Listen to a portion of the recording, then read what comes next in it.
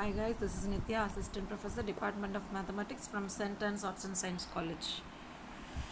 We are seeing the operations on convergence sequence.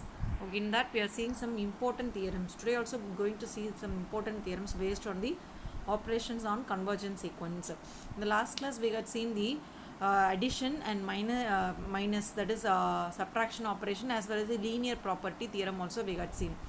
Today we are going to see the how it plays a role in the convergence and divergence sequence. Okay, that we are going to see. So theorem 31 statement: if x is lies between 0 to 1, then xn, the sequence xn converges to 0. And second one, x is lies between 1 to infinity, the sequence x power n diverges to infinity. So let us see the first case. If x is lies between 0 to n, so we can assume the x power n plus 1. So it can be split as x power n into x. So which can be written as x power n. Now x power n is a non-decreasing sequence which is a bounded below. Now x power n is a non-decreasing in the sense, non-increasing in the sense it's a decreasing sequence and which is bounded below. We know that by previously we have proved the theorem, a non-increasing sequence which is bounded below is convergent. So it is a convergent. So this sequence is a convergent. Therefore limit x power n equal to L. If it is a convergent mean definitely it has a limit. So it will be named as L. Now we know that by the linear property, limit n tends to infinity, C into Sn equal to Cl. So here C we are taking as x. So x into x power n equal to xl. Sn is the sequence x power n. So this is x power n plus 1 equal to xl. Now x power n plus 1 is converges to x l, but this is a subsequence of x power n. Yes, obviously it is a subsequence of x power n. So all subsequence of a convergent sequence of real number is convergent. That also we know very well. So what we should see, so it has a converges to a limit also. The subsequences also have the converges to the same limit. Therefore xl equal to L. Therefore this can be written as L minus xl equal to 0. So we are taking L should be outside. So L into 1 minus x equal to 0. Now 1 minus x is not equal to 0 as per the case A. And L equal to 0. Take this as a first equation. So xn converges to 0. So xn is converges to 0. Next one is case B. Case B is, what is case B? Case B is x is lies between 1 to infinity, right? So x power n plus 1 is equal to x power n into x, that is greater than x power n. So this is a non-decreasing sequence which is bounded above. So we know that a non-decreasing sequence which is converges, which is a non-decreasing sequence which is a bounded above is convergent, which is a bounded above is convergent. So what will happen? So this is a convergent sequence and x power n equal to L, it has a limit. So x power n equal to 0 by the equation 1. But we have taken as x power n is greater than or equal to 1. So what will happen? Definitely it will be diverges to, it is a contradiction. So cannot converges. Obviously it is a contradiction. So it is not a bounded above. Therefore a non-decreasing sequence which is not bounded above is diverges to infinity. This proves that the second case, that is diverges to infinity. Next theorem, if Sn and Tn are the convergent sequence of real numbers. If Sn is less than or equal to Tn, therefore limit Sn equal to L and limit Tn equal to M, then L is less than or equal to M.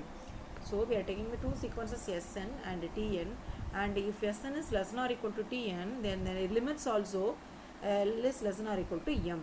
So given that, write the given condition, and if Sn is less than or equal to Tn, where n belongs to I, take this first equation, that is n belongs to set of all positive integers I, capital I. Now we can write it as a, by the operations on convergent sequence theorem, we have written as Tn minus Sn is greater than or equal to 0. This can be obviously written as this one. Now M minus L, which is equal to limit n tends to infinity Tn minus limit n tends to infinity Sn. Take the limit as a common, and M minus L is greater than or equal to 0. Therefore M is greater than or equal to L, or L is less than or equal to M. Therefore L is less than or equal to M. Therefore L is less than or equal to M. So hence proved. Now we can move on to the important theorem, that is theorem 33. So it's a university question. If Sn is a sequence of real numbers which converges to L, then Sn squared is also converges to L. The sequence squared is also converges to L. So we know that the given first, right, the given condition Sn converges to L, so it has a limit, right? Now the proof, we have to prove that Sn squared is converges to L squared. So this is converges to L squared, we are going to prove. So take this as a thing, the limit n tends to infinity, Sn squared equal to L squared. So as per the definition of the limit of the sequence where epsilon greater than 0, we must find n belongs to A such that modulus of Sn squared minus L squared is less than epsilon. So it can be written as Sn minus L into Sn plus A. That is A squared minus B squared formula. A squared minus B squared equal to A plus B into A minus B. So we are splitting again by the modulus. So which is less than or equal to modulus of Sn minus L into modulus of Sn plus L. This is the first equation. But the given sequences are convergent, right? But in the question itself they have given us a convergent sequence. So Sn is obviously it's a bounded sequence. A convergent sequence may be a bounded sequence.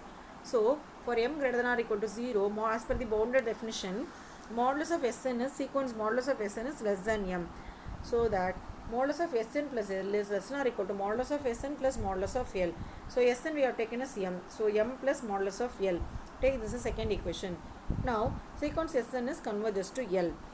Now for epsilon greater than 0, there exists n belongs to A such that modulus of Sn minus L we are seeing here, which is less than epsilon divided by m plus modulus of L, because we are taking the negative, that is the subtraction operation.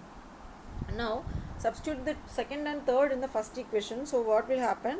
Modulus of S squared minus L squared is less than epsilon divided by m plus modulus of L into m plus modulus of L. After cancelling both the things, we are getting less than epsilon, where n is greater than or equal to n.